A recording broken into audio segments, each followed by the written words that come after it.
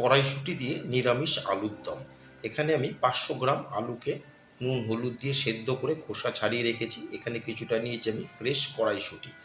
আর ফোড়নের জন্য গোটা গরম মশলা, জায়ফলের ডাস্ট, শুকনো লঙ্কা, সাদা জিরে। আর কিছুটা নিয়েছি আমি কসুরি মেথি। কসুরি মেথিকে রোস্ট করে ঠান্ডা করে ডাস্ট করে নেব।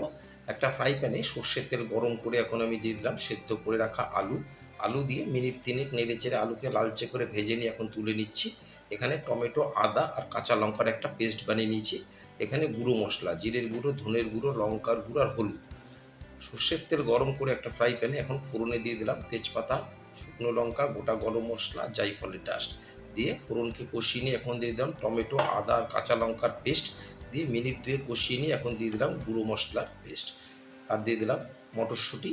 আর দিয়ে দিচ্ছি 1 টেবিল চামচ চিনি।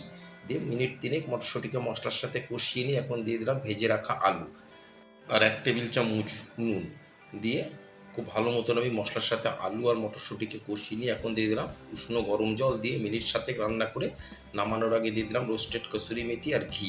তৈরি হয়ে গেল নিরামিষ আলুর দম।